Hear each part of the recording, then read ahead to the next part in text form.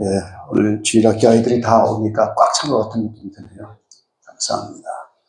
오늘 광복의 기쁨 이런 제목으로 함께 말씀을 나누겠습니다. 이 대한민국에는 5대 국경일이 있죠.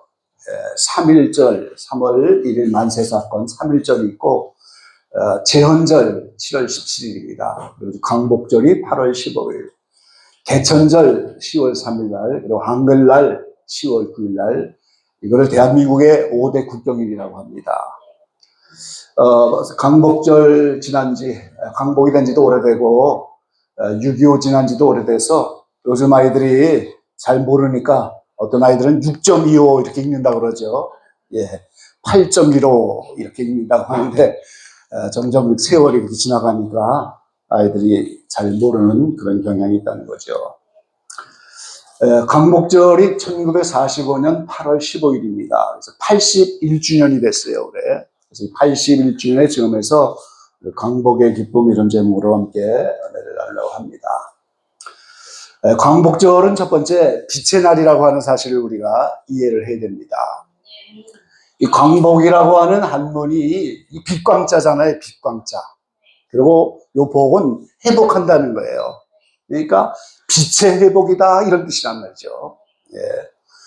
자, 일제강점기 일본의 이제 식민지가 되어 있는 거기서부터 오늘 벗어나는 일, 그러면은 일제강점기 식민지 생활했던 그게 어둠이었다는 거잖아요.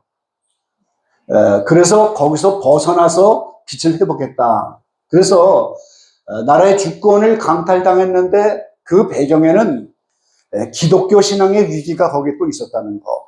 우리가 이 점을 이제 기억해야 됩니다. 기독교 신앙의 위기가 있었는데 거기서 벗어났다. 뭐 누가 광복절이라 이름을 지었는지는 잘 모르겠지만 배후에서 하나님의 이런 손길과 역사가 있는 줄로 믿습니다. 그래서 3.1절, 제헌절, 광복절 이게 전부 국경일인데 이 기독교의 영향을 우리가 생각해야 한다는 거예요. 이 독립운동도 유관순, 이승훈 뭐 이런 기독교계 민족대표 16인을 비롯해서 기독교 학교의 주도의 만세사건인 거예요. 이 제암리라고 하는 그 수원 밑에 가보면요, 거기에 이제 순교한 성도들, 제암리 교회가 있는데, 제가 여기 방문해 보니까 저희 작은 어머님의 아버님 이름도 거기 있더라고요. 순교자로. 이름이 거기 기록되어 있는 걸 봤는데요. 이 3.1절이라고 하는 것도 기독교인의 위주의 그런 운동. 제헌절이라고 하는 나라가 형성되는 이것도 그 당시 이승만 이제 임시회장이죠. 이은영이라고 하는 목사님의 기도로 시작이 된 거예요. 그러니까 제헌국회 개회식도 기도로. 민족대표 33인 중에 16명이 기독교인이었어요. 독립선언서에 서명한 대표 중에 개신교 인사가 16명이나 있었고, 본래 헌법은 7월 12일 날 만들어졌대요. 그런데 태조 이성계의 조선이죠. 건국이 7월 16일이었다는 거예요. 그래서 그 조선을 계승하는 나라다. 그래서 7월 17일로 정했다고 하는 그런 뒷이야기가 있죠.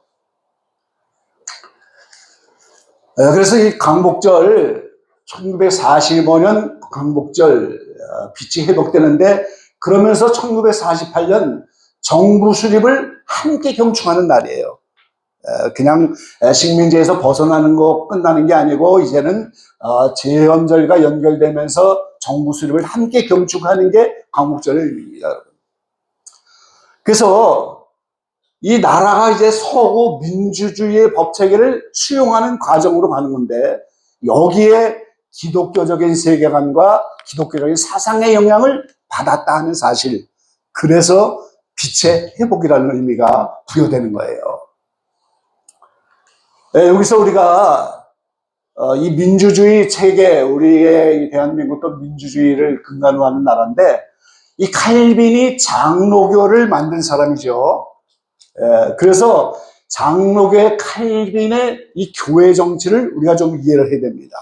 이 사람들이 오해하는 것이 이 세상의 법의 이 모든 법들, 고대로부터 모든 법이 성경의 영향을 받았다는 사실을 우리는 알아야 하는 거예요. 그리고 이 세상의 모든 정치 형태도 전부 교회 정치의 영향을 받았다는 사실을 우리가 이해할 필요가 있는 겁니다. 이 교회 중심의 격권은 두 가지인데요. 성도들을 다스리는 치리권이 있고 교인들이 가지고 있는 교인권이 있어요. 이 교회는 두 가지에 걸립니다. 교인들을 다스리는 치리권, 그리고 교인들이 갖고 있는 교인권인데, 자, 교황정치, 감독정치라고 하는 것이 있는데, 치리권은 높은데 교인권은 하나도 없는 정치. 이거를 우리가 교황정치라고 하는 거예요. 대표적인 게 이제 캐톨릭 교회입니다. 그래서 종교개혁 이전에는 이 교인들에게 성경보급도 안 했어요. 종교개혁 이후에 성경이 많이 이렇게 보급이 된 거지, 성경보급도 없고 성찬식도 성도들은 부분적으로만 할 수 있고, 모든 교권들이 다 교황 중심으로 성취자가 다 갖고 있는 거예요. 지금도 마찬가지죠. 이런 정치를 교황정치, 감독정치, 감리교도 약간 이런 형태인데, 그래서 교인권이 전혀 없는 정치입니다. 치리권만 이제 높이 있는 그런 정치예요. 반면에 거꾸로 회중교회라고 하는 회중교회 정치가 있는데, 교인권은 높은데 치리권은 또 없는 정치예요. 그러니까 교인들이 함께 모여서 기도하다가 성령이 감동이 되면 누군가가 설교도 하고 예언도 하고, 이게 약간 은사적인 그런 방법인데, 그리고 축도권도 없고 뭐, 그러니까 이건 전부 교인들이 다 갖고 있는 정치 제도예요. 여기 이제 치리권이 없다는 거죠. 이런 거를 우리가 회중교회, 회중정치다 이렇게 하는 건데, 그런데 이제 이 장로교 정치, 저희 교회도 장로교인데요. 장로교 정치는 목회자 중심의 치리권과 교인권이 서로 팽팽하게 만들어 놓은 정치예요. 자, 이 치리를 할 수 있는 목회자를 누가 뽑습니까? 담임 목사님을 누가 청빙하는 거예요? 교인들이 청빙하는 거예요. 그 자기가 청빙한 그 목회자가 치리권을 가지고 교인이 잘못하면 그 목회자로부터 치리를 받죠. 그러면서 동시에 장로라고 하는 대표를 보내서 당회를 구성해서 거기서 입법하는 그런 제도를 갖고 있는 게 장로교 정치예요. 여기서 우리가 이걸 알아야 됩니다.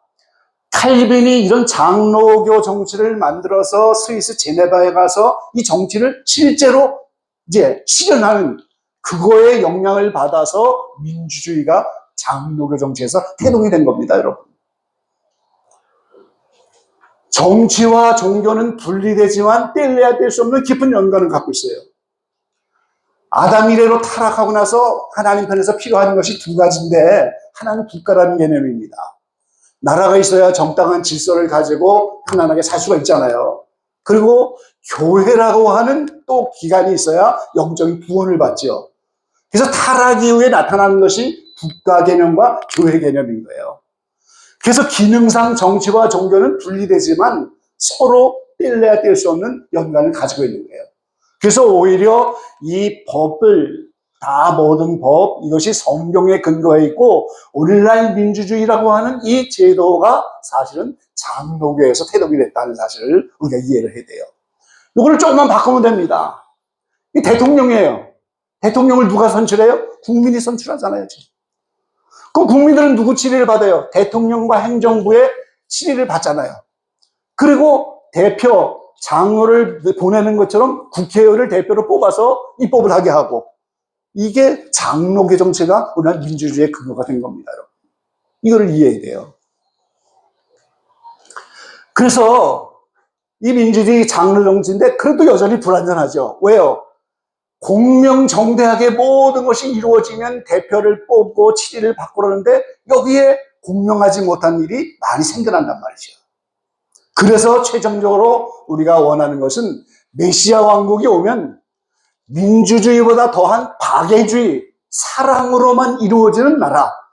우린 그거를 소망하는 겁니다, 여러분. 초대교회의 그 박애주의를 살짝 맛을 보게 하셨어요, 사도행전을 보면. 그러니까 초대교회 교회가 딱 나타나니까 모든 사람들이 함께 모여서 이제 내 것 내 것이 없지, 다 유무상통하는, 그게 천년왕국에 나타날 그러한 경제관념, 그런 정치관념을 잠깐 성경을 통해서 보여준 거예요. 믿음의 것이 없어요. 사도들 앞에 다 이제 땅을 팔아도 갖다 놓고 모든 사람이 다 이렇게 함께 사랑으로만 뭉쳐진 그런 메시아 왕국, 여기는 박애주의고 이런 민주주의 정치라 할지라도 여전히 불완전하고, 그러면서도 이 민주주의가 장로 정치에서 따왔다는 사실을 우리 인식할 필요가 있다는 거예요. 그래서 이 광복절이 빛의 날인데, 주권을 강탈한 그 배후에는 기독교 신앙의 위기가 있었단 말이죠. 신사참배를 강요하게 되죠. 동방에다 경배하고 태양을 숭배하고, 일장기 보세요. 태양입니다. 태양 숭배하는 거예요. 성시 개명하면서 그 배후에 어둠의 세력에 의한 민족 발살의 음모가 다 있었던 거예요. 임진왜란을 비롯해서 이 6.25 모든 게 이 대한민국이라고 하는 마지막 때 하나님의 민족으로서의 사명 감당할 그런 민족을 발살하는 음모가 다 있었다는 거예요. 그래서 거기에서 벗어나서 오늘 광복절, 이것은 빛의 회복이 되었다는 겁니다. 여기에 영적인 큰 의미가 있다는 사실을 우리가 기억해야 되는 겁니다. 자, 그러면은 이 광복의 기쁨도 잠깐이고 지금 현재 나라, 공동체, 교회, 가정, 개인의 여전히 다시 빛의 회복이 우리에게 필요한 때잖아요, 지금. 빛이 회복이 돼야 됩니다. 우리가 다시 광복을 맞아야 되는 거예요. 개인적으로도 빛이 회복돼야 되고, 교회나 공동체나 모든 거, 나라 특별히 광복의 기쁨이 또 필요한 거예요. 그러면 우리가 빛이 뭔가 하는 거를 여기서 우리가 깨달아야 하는 거죠. 광복은 지금 빛이 회복인데, 그럼 성경은 하나님이 빛이라고 말씀하시잖아요. 그리고 하나님이 육신을 입고 형상을 가지고 오신 분이 예수님인 거예요. 그 성경은 예수님이 세상의 빛이라고 말씀하시죠. 그리고 예수님을 따르는 제자들을 향해서 너희가 세상의 빛이다 이렇게 말씀하셔요. 예수님이라고 하는 빛이 오기 전에 온 세상은 다 영적으로 어둠이었던 거예요. 내 마음속에도 예수님이 찾아오기 전까지 우리가 다 어둠에 있던 사람들이에요. 그런데 예수님을 믿고 따르고 주님의 제자가 되니까 예수님처럼 너희가 세상의 빛이다. 우리가 빛이 되어진 거예요. 그럼 이 빛은 예수님이 내가 세상의 빛이다 그러는데, 그 빛은 그럼 뭐냐? 예수님에 관계된 모든 것을 우리는 빛이라고 하는 거예요. 예수님이 말씀이셨고 이 땅에 육신을 입고 오셔서 이 땅에서 진리와 복음을 전파하고 예수님의 언어와 행실, 예수님의 모든 삶의 열매, 나는 마음이 온유하고 겸손하다, 내게 와서 배우라, 십자가에서 우리를 위해서 죽을 수 있는 용기, 모든 그 삶을 인내하는 삶, 모든 것을 사랑할 수 있는 그분, 이 모든 거 얼마나 사랑이십니까? 하나님이 빛이신데 그 하나님의 사랑을 우리는 알 수가 없잖아요. 근데 예수님이 오셔서 이제 예수님이 그 사랑을 보여주셔서 하나님의 사랑을 우리에게 확증해 주신 거예요. 성경에는 예수님이 공생의 끝에 끝까지 사랑했다, 그런 말씀이 있잖아요. 가룟 유다를 끝까지 사랑했다는 거예요, 여러분. 자기를 십자가에 파는 사람이고 마귀가 들어가서 그런 가룟 유다 원수라도 예수님은 끝까지, 그 성경에는 없지만 말의 발도로 생각해보면 그 예수님이 가룟 유다만을 위해서 따로 일주일을 또 가서 광야에서 금식을 하셔요. 버림받는 영혼이고 태어나지 않았으면 좋을 뻔하고 예수님을 파는 그런 악마 같은 존재인데도 여전히 그 주님의 사랑의 본성이 그 영혼을 끝까지 사랑해서 그를 위해서 일주일간 금식할 수밖에 없는 그 사랑을 예수님이 보여주시는 거예요. 그래서 예수님에 관계된 모든 것을 우리는 빛이라고 하는 거예요. 그럼 그 예수님은 의의 태양이시죠. 근데 우리가 알아야 되는 것은 이 우주 만물에 스스로 빛을 낼 수 있는 발광체는 태양밖에 없어요, 여러분. 예, 지금 태양이 굉장히 밝아졌습니다. 최근에 새로운 이제 주기가 나타나고 새로운 차원으로 좀 넘어가는 그런 시대인데, 그래서 태양이 엄청 밝아졌는데요. 스스로 빛을 내는 발광체가 있고 태양 외에 모든 달과 별과 모든 인생 피조물은 전부 스스로 빛을 낼 수 없는 암체입니다, 여러분. 스스로 빛을 낼 수가 없는 거예요. 그래서 의의 태양이신 예수님만이 빛인데 그 빛을 받아서 이 암체들은 그걸 반사하는 거에 불과한 거예요. 그러니까 우리가 다 죄인 인생이 무슨 빛이 있겠어요? 예수님의 빛을 받아서 말씀과 그분의 행실과 모든 빛을 받아서 그걸 우리는 반사해내는 거예요. 마치 형광등에서 이제 불이 들어오면 그걸 반사하는 것처럼 나머지 모든 피조물은 다 반사체입니다. 모든 인생은 다 반사체예요. 그래서 예수님의 빛을 받아서 예수님처럼 빛을 많이 드러내면 그게 밝은 빛이 되는 거고, 예수님보다 조금 흐릿하고 이런 빛이 중간에 빛이 있고 희미한 빛도 있는 거예요. 온전한 예수님의 온유겸손을 따라가면 그게 밝은 빛이 되는 거죠. 근데 그런 것을 아주 약하게 이렇게 따라간다면 그게 흐린 빛을 반사하는 거고, 이게 예수님이라고 하는 빛이 무슨 차이가 있는 것이 아니고 반사체, 암체가 얼만큼 그걸 반사하느냐, 거기에 따라서 빛의 차이가 있는 것뿐인 거예요. 그 성경은 요한계시록에 교회는 촛대라고 하잖아요. 교회를 왜 촛대라고 하겠습니까?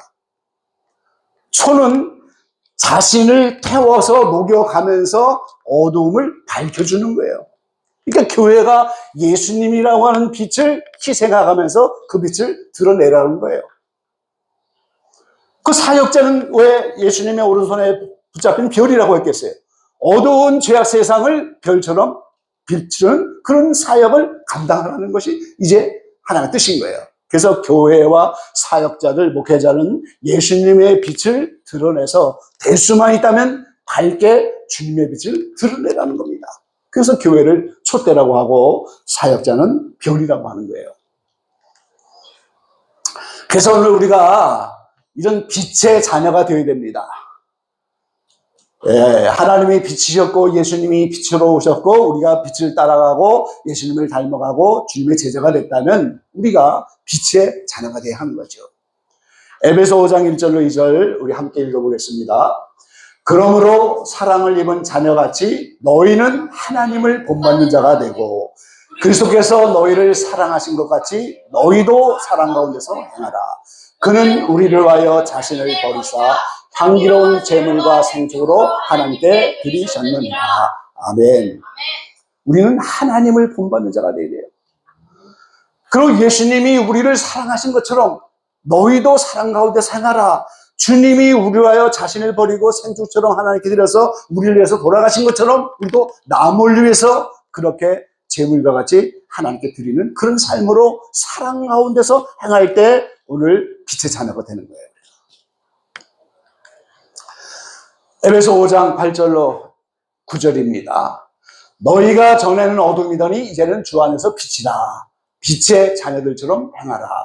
빛의 열매는 모든 착함과 의로움과 진실함이 있느니라. 주께 기쁘시게 할 것이 무엇인가 시험하여 보라.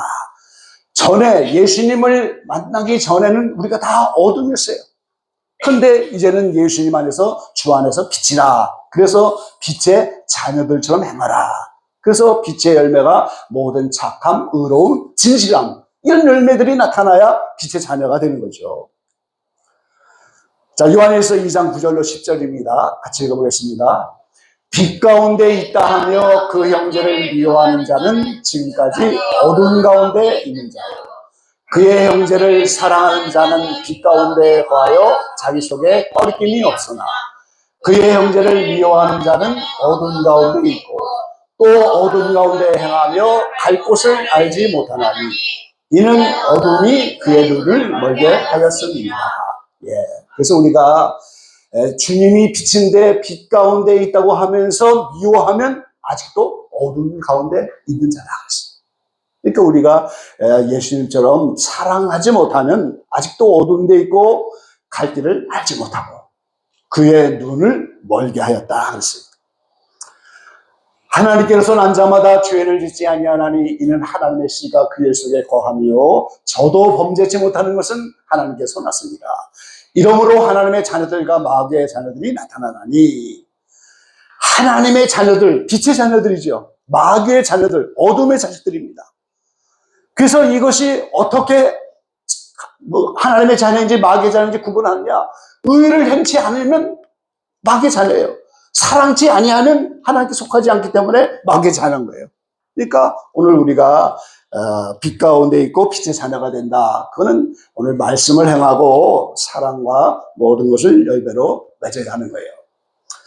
그래서 하나님이 빛이고 예수님이 빛이고 성도들이 이런 예수님을 따라 빛이 되어 갈 때 하나님의 자녀가 되는 것이고, 이런 성도들이 이웃을 사랑하면서 그 이웃을 나라 사랑, 여기까지 연결을 해야 우리가 참된 사랑이 된다는 겁니다. 그래서 기도를 통해서 나라를 새롭게 하고 우리는 나라를 위해서 기도해야 돼요. 오늘 본문의 말씀이 바로 그겁니다. 나라가 어려워지면 고요하고 평안하게 신앙생활 할 수 없어요. 그러니까 우리가 나라와 민족을 위해서 기도하고 정치인들과 사람들 위해서 기도하고 그 이웃사랑이 나라 사랑으로. 그래서 우리가 이런 국가의 의무를 지키고 법과 질서를 지키면서 이제 기도하면서 하나님의 사랑 안에서 위기를 대응하면서 이제 다시 한번 나라가 빛의 회복이 되어지도록 우리는 기도해야 된다는 거예요. 이게 오늘 빛의 자녀인 성도들의 사랑의 의무입니다, 여러분. 이걸 받을 만한 것이라고 오늘 본문 가운데 말씀하잖아요. 자, 에스겔 36장 37절에 보면 이런 말씀이 있습니다. 같이 읽어볼게요. 나주 여호와가 말하노라. 그래도 이스라엘 족속이 이와 같이 자기들에게 이루어 주기를 내게 구하여 주리라. 자, 에스겔 36장 전후에 35장, 37장, 38장 계속해서 이스라엘 동안 하나님의 섭리가 나타나요. 마지막 때 다시 한번 부르고 구원하겠다는 거예요. 그게 하나님의 섭리죠. 그렇게 하나님이 섭리가 되어 있고 예언이 되어 있어도 자기들에게 이루어주기를 구하여야 한다. 하나님의 섭리를 이루기 위해서는 기도해야만 한다는 거예요. 그럼 이스라엘만 그럴까요? 똑같죠? 한국을 향한 섭리가 있어요. 여러분 개인을 향한 섭리가 있어요. 공동체를 향한 섭리가 있어요. 하나님이 이런 섭리를 갖고 이런 계획을 갖고 있다 할지라도 우리들에게 이루어지기를 우리는 하나님께 기도해야만 하는 겁니다. 그 대한민국도 마찬가지인 거예요. 자, 오늘 에레미야를 하나님이 토기장의 집으로 가라 그러면서 이제 토기장의 집으로 갔는데, 토기장이가 농로, 그릇 만드는데 이렇게 돌리는 거 있잖아요. 농로를 가지고 일하는데 진흙으로 그릇을 만드는 거예요. 그가 그것으로 자기 의견에 선한 대로 다른 그릇을 만들더라. 이 그릇이 바로 한 사람의 개인이고 교회고 공동체고 민족나라 열방이에요. 다 진흙 한 덩어리로 그릇을 만드는 거예요, 하나님은. 근데 그때 이 토기장의 모습을 보면서 여호와의 말씀이 에레미야에게 임했어요. 나 여호와가 이르노라. 이스라엘 족속아, 이 토기장이 하는 것 같이 내가 능히 너희에게 행하지 못하겠느냐. 이스라엘 족속아, 진흙이 토기장의 손에 있음 같이 너희가 내 손에 있느니라. 내가 언제든지 어느 민족이나 국가를 뽑거나 파하거나 멸하리라 한다고 하자, 만일 나의 말한 그 민족이 그 악에서 돌이키면 내가 그에게 내리기로 생각했던 재앙에 대하여 뜻을 돌이키겠고, 내가 언제든지 어느 민족이나 국가를 건설하거나 심으리라 한다고 하자, 만일 그들이 나보기에 악한 것을 행하여 내 목소리를 청종치 아니하면 내가 그에게 유익해 하게 한 선에 대하여 뜻을 돌이키리라.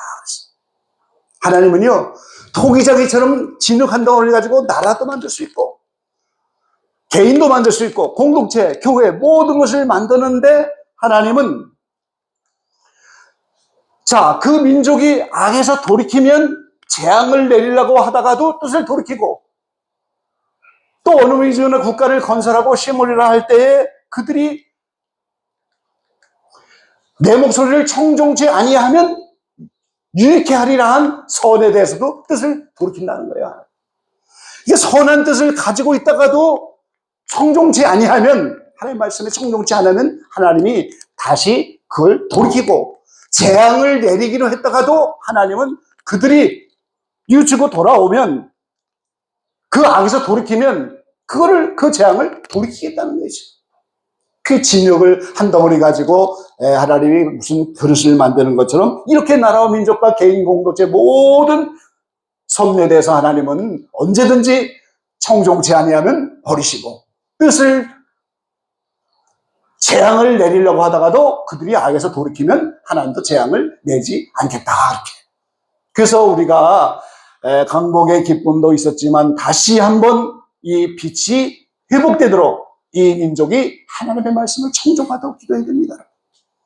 악에서 돌이키도록 기도해야 돼요. 하나님의 뜻이 이루어지도록 기도해야 됩니다. 그래서 빛의 회복이 이루어지도록 그렇게 기도해야 하는 거죠. 권기옥 여사라고 하는 분이 있었는데요. 이분이 대한민국 최초의 여성 비행사입니다. 그리고 이분이 독립운동가예요. 이 양력을 잠깐만 보면 1901년 평안남도 평양 출생인데 미션스쿨이죠. 숭의여학교 재학 중에 어린 시절부터 항일운동을 했어요. 이분이 1919년 3.1운동에 참여했다가 감옥에 갔습니다. 그리고 청년운동을 계속하고 1920년 중국 상하이로 망명을 해갖고 1923년 중국 원난 항공학교에 입학해서 졸업하면서 대한민국 최초의 여성 비행사가 된 거예요. 그리고 항일 전쟁에 비행사로 공헌을 하고 이제 광복 후에 귀국해서 한국 공군 창설에 기여하고 훈장을 받고 이분이 1988년 세상을 떠난 분이에요. 여자가 최초의 비행사가 됐다는 게 대단하잖아요, 우리가. 근데 이분이 이런 삶을 살았던 그 배경에는 기독교라고 하는 신앙의 배경이 있다는 사실을 우리는 알아야 한다는 거죠. 평양 최초의 개신교 교회인 장대현 교회, 주기철 목사님도 이제 관계를 해요. 거기서 수년 소학교를 세웠는데 그 개신교 교회인 장대현 교회에 세운 소학교를 거쳐서 미국 선교부가 운영하던 미션스쿨인 숭의여학교에서 가서 공부한 거예요. 그러니까 그 당시 일제시대 때 개신교 학교들은 민족주의, 근대식 개화사상을 가르쳐서 학교와 교회가 독립운동에 요람이었던 거예요. 어린 시절부터 그런 독립사상을 가르치고 어린 시절부터 신앙을 가르치고 그래서 이 소학교 이런 때부터 송죽회라고 하는 기독교 신앙의 교사와 학생들의 비밀 결사에 들어가서 이분이 활동을 했어요. 어린 시절부터. 그리고 만세 운동을 평양 기독교 지도자들과 함께하고 그 다음에 감옥 갔다 와서도 여자 전도회를 창설해서 전국을 순회하면서 전도하면서 동시에 임시정부 독립자금을 모집했어요. 여성의 행운으로 어린 나이에 말이지. 이 모든 게 뭐예요? 조국 독립이라는 분명한 목표를 가지고 살았기 때문에 어린 시절부터 이 교회와 학교가 큰 독립운동의 요람으로서 그런 사상들을 어릴 때부터 받아서 이거를 실천하며 살았다는 거예요. 위대한 삶이죠. 예. 어저께가 이제 강복 81주년인데 우리는 다시 한번 나라 민족의 빛이 필요한 때입니다. 빛이 회복이 돼야 돼요. 그래서 오늘 기독교인 우리가 먼저 빛이 무엇인가를 알고 빛을 따르는 삶을 살고 빛의 자녀가 되면서 그 이웃사랑의 연장으로 우리는 나라와 민족을 위해서 기도하면서 이 나라 이 민족이 하나님의 말씀을 청종하도록 악에서 돌이키도록 하나님의 뜻이 이루어지도록 그래서 다시 한번 빛의 회복이 이루어지도록 그리고 나라만이 아니죠. 우리 공동체와 교회와 가정과 개인도 여전히 다시 빛이 회복되는 그래서 빛의 자녀가 되는 그런 광복의 기쁨이 저 여러분에게 또 여러분 모든 가정 위에 여러분 공동체 위에 이 나라 민족 위에 함께 하시게 되기를 간절히 축원합니다. 기도하겠습니다. 아버지 하나님 감사합니다. 어제 8.15 광복절 81주년을 지나게 됐는데 일제강점기의 그 어려운 시대에 다시 한번 빛이 회복되는 은혜의 역사를 우리가 회고하면서 다시 한번 이 민족 이 나라 이 민족 위에 우리의 가정과 공동체와 우리 개인에게도 다시 한번 빛이 회복되어서 이 땅 위에 빛의 자녀들이 충만하게 하시고 마지막 때 이 민족을 통하여 하시고자 하는 이 한국교회를 통하여 하시고자 하는 하나님의 뜻이 이루어지도록 우리가 악에서 돌이키게 하시고 하나님의 말씀을 다시 한번 청종하여서 통일자기가 그릇을 만드는 것처럼 이 민족을 새롭게 지어주시고 우리 각자와 우리의 가정과 우리 어린 심령에 이르기까지 빛의 자녀들로서 태동될 수 있도록 아버지 함께 해 주십시오. 장로교 정치를 통해서 태동된 민주주의가 이제 이 땅에 잘 펼쳐지게 하시고 이제는 박애주의 사랑의 나라로 옮겨지면서 모든 것 하나님의 뜻이 이루어지도록 축복해 주십시오. 오늘 한 심령도 이렇게 잠시 나아가는 그런 삶이 없게 하시고 오늘 말씀이 잘 바뀌어서 나라 민족을 위해서 기도하며 하나님이 받으실 만한 기도로 나아갈 수 있는 저들 모두가 되게 축복하여 주십시오. 예수님의 이름으로 감사하며 기도를 옵나이다. 아멘.